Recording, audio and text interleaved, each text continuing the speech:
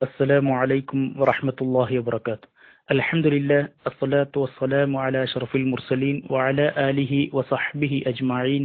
അമ്മാ ബഅദ്.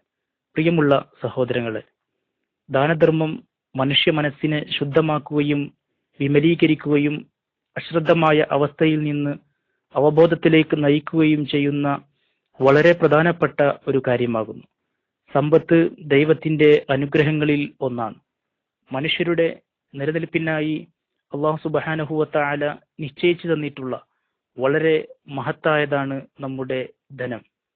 സമ്പത്ത് അവൻ ഉദ്ദേശിക്കുന്നവർക്ക് വിശാലമായി അവൻ നൽകുന്നു.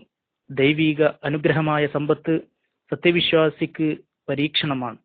അതിനാൽ അള്ളാഹുവിന്റെ നിയമങ്ങൾക്ക് വിധേയമായിട്ടാണ് നാം ചെലവഴിക്കേണ്ടതും സമ്പാദിക്കേണ്ടതും.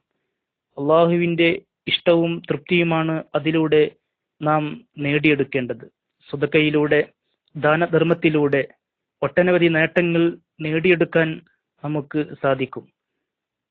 അതിൽ ഒന്നാമതായി നമ്മുടെ പാപങ്ങളും കുറ്റങ്ങളും മായ്ക്കപ്പെടുകയും പൊറുക്കപ്പെടുകയും ചെയ്യുന്നു എന്നതാണ് അതിലെ ഏറ്റവും പ്രധാനപ്പെട്ട കാര്യം.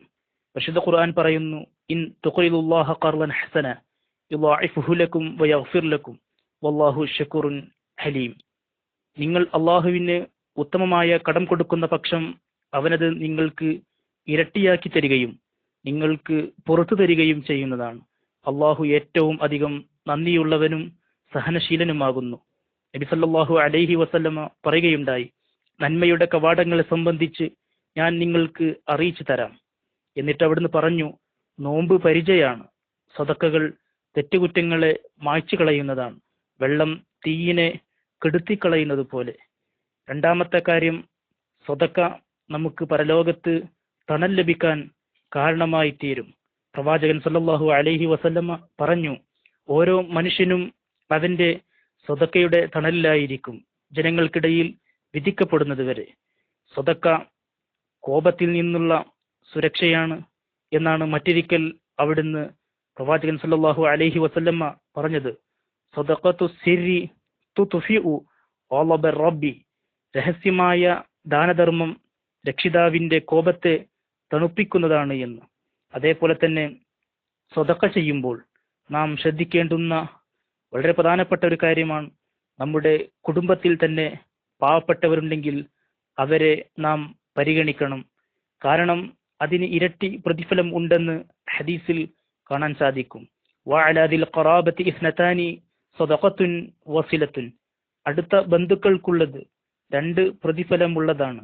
ഒന്ന് സദഖയും രണ്ടാമത്തേത് കുടുംബബന്ധം ചേർക്കലും. അതിനാൽ തന്നെ അള്ളാഹു നമുക്ക് നൽകിയ സമ്പത്ത് ഇസ്ലാമിന്റെ മാർഗത്തിൽ ചെലവഴിക്കാൻ പ്രത്യേകം ശ്രദ്ധ കാണിക്കുക.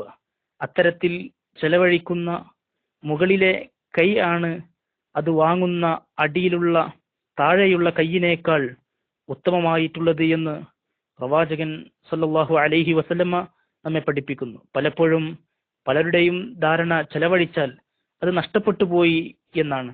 എന്നാൽ നാം ചെലവഴിച്ചത് എന്തോ അത് മാത്രമാണ് നമുക്ക് പരലോകത്ത് ഉപകാരപ്പെടുക, ബാക്കിയുള്ളതെല്ലാം നമുക്ക് നഷ്ടമാണ് എന്ന് നാം മനസ്സിലാക്കുക. അതിനാൽ സാമ്പത്തിക ശേഷിയുള്ളവർ അവരുടെ കഴിവനുസരിച്ച് പ്രബോധന പ്രവർത്തനങ്ങൾക്ക് വേണ്ട സഹായം ചെയ്യുക. കാരണം പരലോകത്ത് ധനം എവിടെ നിന്ന് സമ്പാദിച്ചു, എവിടെ ചെലവഴിച്ചു എന്ന ചോദ്യത്തിന് വ്യക്തമായ മറുപടി പറയാതെ ഒരാൾക്കും തന്നെ തങ്ങളുടെ കാൽപാദങ്ങൾ ചലിപ്പിക്കാൻ സാധ്യമല്ല എന്ന ഉത്തമ ബോധത്തോടെ ജീവിക്കുക. അല്ലാഹു സുബ്ഹാനഹു വ തആല അനുഗ്രഹിക്കുമാറാവട്ടെ. അസ്സലാമു അലൈക്കും വറഹ്മത്തുള്ളാഹി വബറകാതുഹു. വിസ്ഡം ഗ്ലോബൽ ഇസ്ലാമിക് മിഷൻ അവതരിപ്പിക്കുന്നു അറിവിനൊപ്പം തിരിച്ചറിവ്, നേർവഴി, ഒരു ഓൺലൈൻ പഠന സംരംഭം. എല്ലാ ദിവസവും ഏതാനും മിനിറ്റുകൾ സാമൂഹിക, വൈയക്തിക, കുടുംബരംഗങ്ങളെ വിശകലന വിധേയമാക്കുന്നു. അറിയുക, അറിയിക്കുക.